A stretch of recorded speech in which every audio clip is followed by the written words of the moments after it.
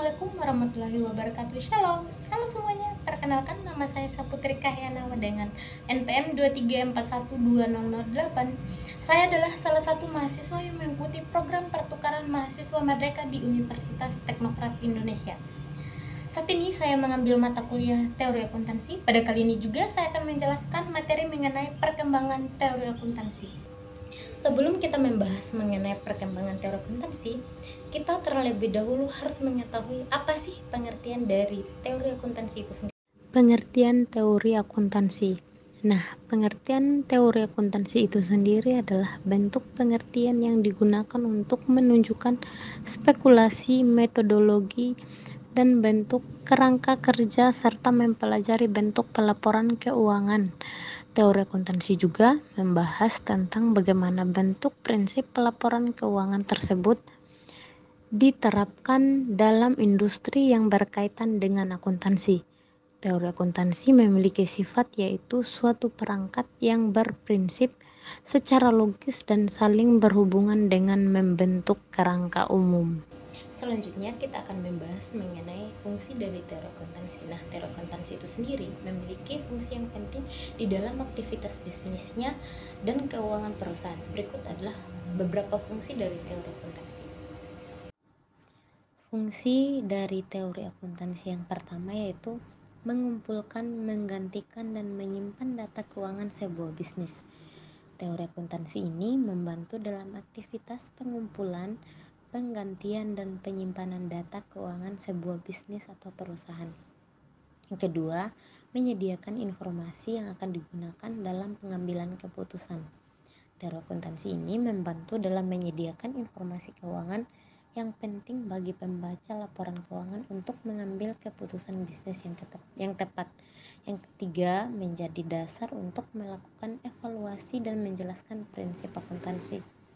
Teori akuntansi ini menjadi dasar untuk melakukan evaluasi dan menjelaskan prinsip akuntansi yang digunakan dalam aktivitas bisnis.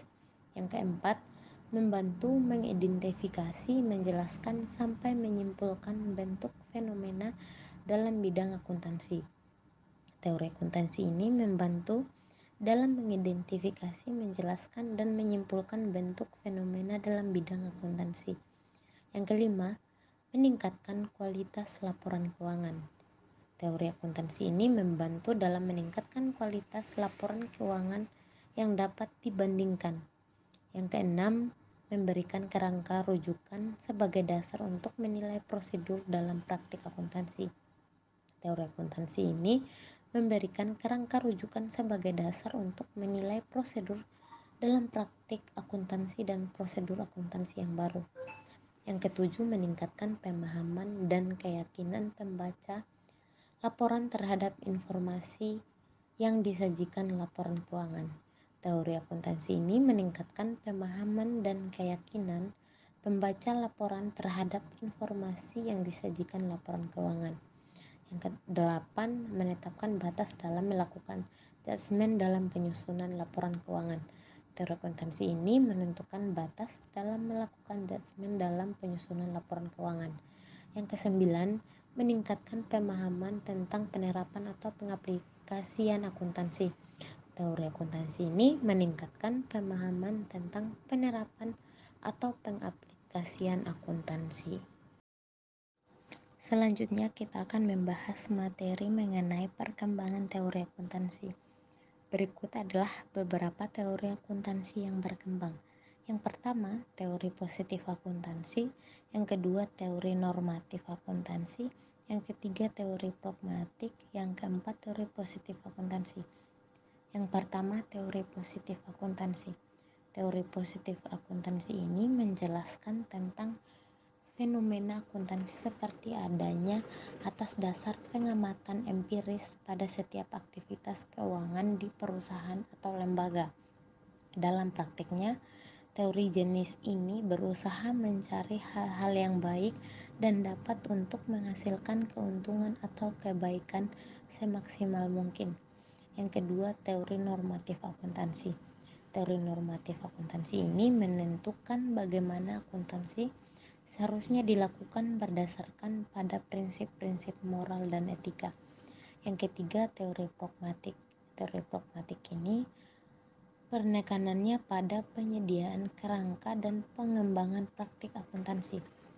Dikembangkan berdasarkan analisis empiris dan diadopsi dari ilmu fisika yang hanya mengandalkan logika dan pengembangan teori berdasarkan pada apa yang diamati. Yang keempat, teori positif akuntansi. Teori positif akuntansi ini merupakan hasil kombinasi dari teori normatif dan data empiris serta pengakuan argumen ekonomi dalam literatur akuntansi.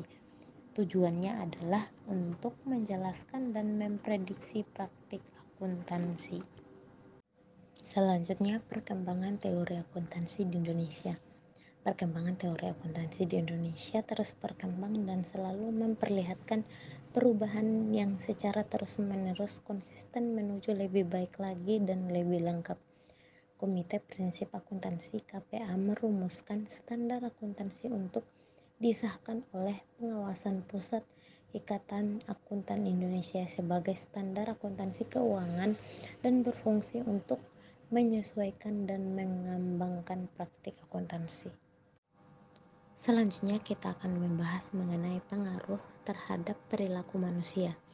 Akuntansi dapat mempengaruhi perilaku manusia dan proses politik. Proses penetapan standar akuntansi rumit dan melibatkan aspek politik, bisnis, sosial, dan budaya. Aspek politik dominan karena standar akuntansi akan mengikat semua pihak. Standar akuntansi akan berkembang seiring dengan perkembangan perekonomian dan bisnis. Jadi kesimpulannya, perkembangan teori akuntansi mempunyai dampak yang signifikan terhadap pelaporan keuangan, ruang lingkup teori akuntansi, perilaku manusia, dan pemahaman praktik akuntansi. Teori akuntansi telah berkembang menetapkan berbagai bidang dan para peneliti menggunakan teori-teori dari bidang disiplin ilmu untuk mempelajari fenomena akuntansi secara sistematis. Akuntansi dapat mempengaruhi perilaku manusia dan proses politik, dan teori akuntansi positif telah membantu menjelaskan dan memprediksi praktik akuntansi. Sekian video penjelasan materi dari saya. Terima kasih. Bye bye.